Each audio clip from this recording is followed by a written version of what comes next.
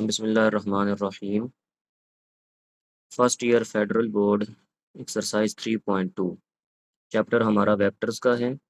3.1 आपकी एग्ज़ाम से एक्सक्लूड होती है, तो 3.2 से इस चैप्टर का आपका स्टार्ट हो रहा है। क्वेश्चन नंबर 1 है, जिसमें आपको ए, बी और सी तीन वेक्टर्स दिए गए हैं और आपको ये कहा जा रहा है, आगे इसके जो हैं वो डिफरेंट पार्ट्स हैं, जिसमें फर्स्ट क्वेश्चन ये है कि आप ए डॉट बी फाइंड करें। तो ये पहला क्वेश्चन जितना भी है, ये सब इसमें जितने भी इसके डिफरेंट पार्ट्स होंगे, तमाम में अप्रोच एक जैसी ही होगी कि इसमें आपने दो वेक्टर्स का डॉट प्रोडक्ट फाइंड करना होगा।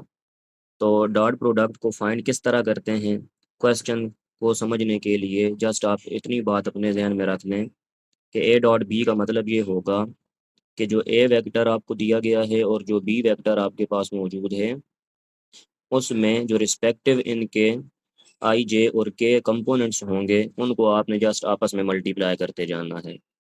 आई कंपोनेंट को आई के साथ मल्टीप्लाई कर दें, जे को जे के साथ मल्टीप्लाई कर दें, के को के के साथ मल्टीप्लाई कर दें, दैट्स इट। इतनी सी बात है dot product of two vectors में।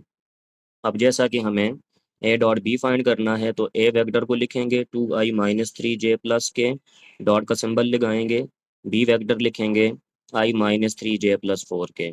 जैसा कि अभी मैंने बताया कि डॉट प्रोडक्ट फाइंड करने के लिए you have just multiplying I component with I, J with J and के विद के। सो इन दिस वे आप देख सकते हैं कि आई के साथ जो है वो 2 मल्टीप्लाई हो रहा है, तो आपने इस 2 को, जो बी वेक्टर में आई के साथ उसका कोएफिशिएंट है, कोई कोई चीज़ नहीं है तो फिर 1 है, तो आपने 2 को 1 से मल्टीप्लाई कर दिया। फिर जे के साथ -3 और आगे बी वेक्टर में भी जे के साथ -3 है, तो -3 इंटू -3 आपका +9 बन जाएगा।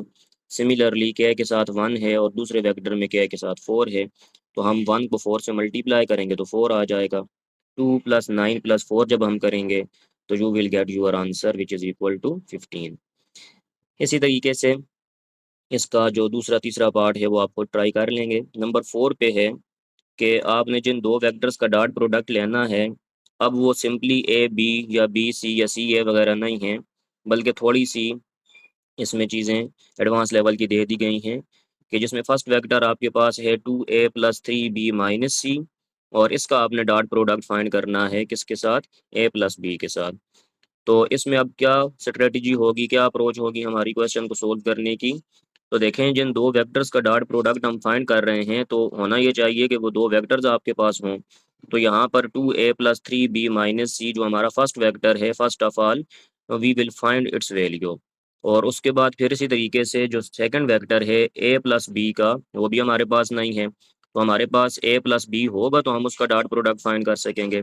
सो दैट्स वाई सबसे पहले नंबर पर हम अपने जो वेक्टर्स हैं जिनका डॉट प्रोडक्ट हमने फाइंड करना है, इनको एवेलुएट करेंगे। तो अब ये कैसे होगा, तो 2a का मतलब ये है कि जो a वेक्टर आपको गिवन है उसको 2 से मल्टीप्लाई करें। 3b का मतलब ये है कि जो b वेक्टर आपको गिवन है उसको 3 से मल्टीप्लाई कर दें, और जो आपको c वेक्टर गिवन है उसके साथ जस्ट माइनस आ रहा है, तो इट मीन्स आप c वेक्टर के साइन जो हैं वो चेंज कर दें, और इनको 2a को 3b में ऐड करें, जो आंसर आए उसमें से c वेक्टर को माइनस कर दें, ये आपको पहला वेक्टर मिल जाएगा। फिर इसी तरीके से a + b का मतलब ये है कि a वेक्टर और b वेक्टर को ऐड कर दें। अब यहाँ पर यह समझ लें कि दो वेक्टर्स ऐड किस तरीके से होते हैं या सब्ट्रैक्ट कैसे करने होते हैं।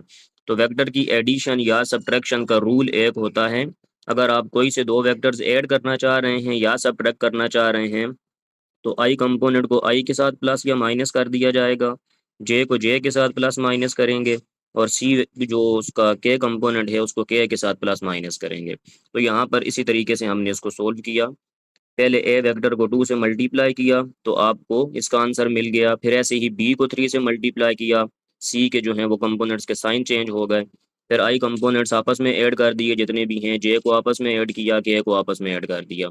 Same is the thing for a + b। जब दो सिंप्लीफाइड फॉर्म में आपके पास वेक्टर्स आ जाएंगे, फिर उनका डॉट प्रोडक्ट एज प्रीवियस, जैसे ए डॉट बी में हमने फाइंड किया है, बिल्कुल सेम अप्रोच पर हम इसको भी एवेल्युएट कर लेंगे।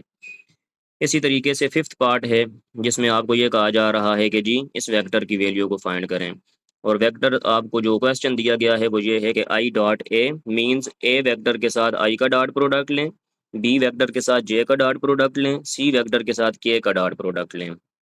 तो अभी मैंने आपको बताया था कि जब भी आप डॉट प्रोडक्ट लेते हैं तो आई कंपोनेंट को जस्ट आई कंपोनेंट से आपने मल्टीप्लाई करना है। तो अब अगर पहले नंबर पर आप देखें तो आई डॉट ए है, सिंपली इसका मतलब ये है कि आई वेक्टर जो पहला यूनिट वेक्टर लिखा हुआ है इसको आप ए वेक्टर के आई कंपोनेंट से जस्ट मल्टीप्लाई कर देंगे, बाकी कोई चीज़ आप इस पर नहीं करेंगे। तो इसका मतलब ये होगा कि आई यूनिट वेक्टर के साथ 1 है और ए वेक्टर में आई यूनिट वेक्टर के साथ 2 है, तो 2 मल्टीप्लाइड बाई 1 2 आ जाएगा।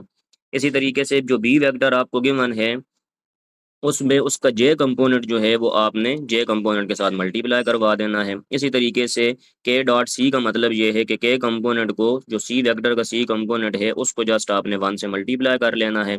उस तरीके से आपको इसका आंसर मिल जाएगा। तो ये क्वेश्चन नंबर 1 था। नेक्स्ट में इंशाल्लाह हम आगे इसमें क्वेश्चन नंबर 2, 3 पे चलेंगे।